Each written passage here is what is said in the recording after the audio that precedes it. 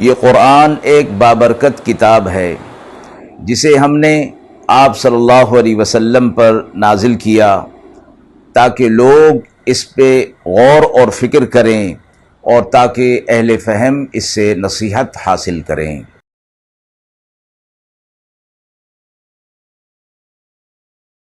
بسم اللہ الرحمن الرحیم۔ السلام علیکم ورحمۃ اللہ وبرکاتہ۔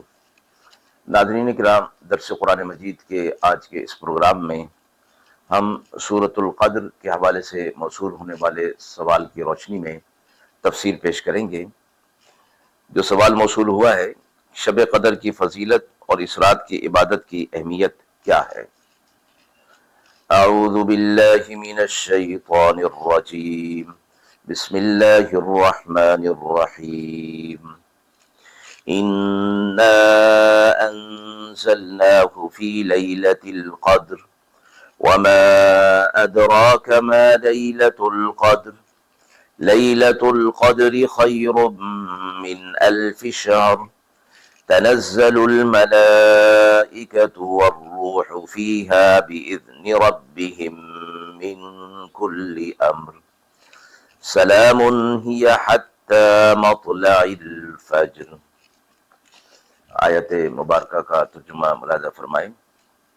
بے شک ہم نے اس کو شب قدر میں نازل کیا، اور آپ کو کیا معلوم کہ شب قدر کیا ہے؟ شب قدر 1000 مہینوں سے بہتر ہے۔ فرشتے اس میں نازل ہوتے ہیں اور روح الامین بھی اپنے رب کے حکم سے ہر امر خیر کے لیے۔ یہ رات سلامتی ہے طلوع فجر تک۔ سورۃ القدر مکہ میں نازل ہوئی، اس کی 5 آیات اور 1 رکوع ہیں۔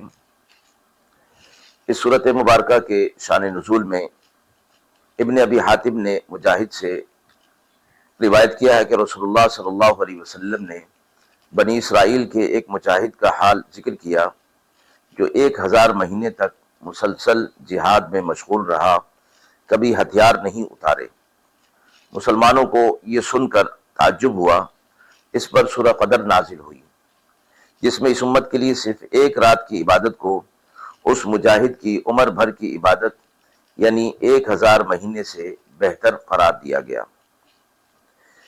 اور ابن جریر نے بروایت مجاہد ایک دوسرا واقعہ بھی شان نزول میں ذکر کیا ہے کہ بنی اسرائیل میں ایک عابد کا یہ حال تھا کہ ساری رات عبادت میں مشغول رہا کرتا تھا اور صبح ہوتے ہی جہاد کے لیے نکل کھڑا ہوتا تھا۔ دن بھر جہاد میں مشغول رہتا، 1000 مہینے اس نے مسلسل اسی عبادت میں اور جہاد میں گزارے۔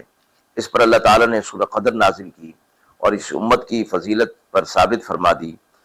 اس سے یہ بھی معلوم ہوا کہ شب قدر امت محمدی صلی اللہ علیہ وسلم کی خصوصیات میں سے ہے۔ سورۃ مبارکہ کے حوالے سے جو سوال ہمیں موصول ہوا ہے کہ شب قدر کی فضیلت اور اس رات کی عبادات کی کیا اہمیت ہے؟